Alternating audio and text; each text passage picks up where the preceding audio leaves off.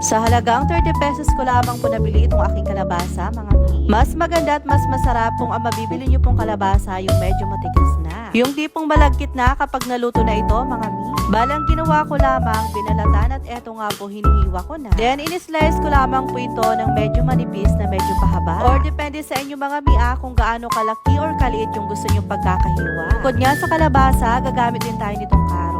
Binalatan, hiniwa at in-slice ko lamang po ng pagganito. Para mas masarap naman nga, gagamit din po ako ng kamote, pero pwede naman po kahit anong kulay, mga mi. Binalatan, hiniwa ko lamang din po at in-slice ko rin po ng pagganito. Inuulit ko mga mi, depende po sa inyo kung gaano kalaki yung gusto nyo pagkakahiwa sa mga gulay. At para mas mabango naman nga po at mas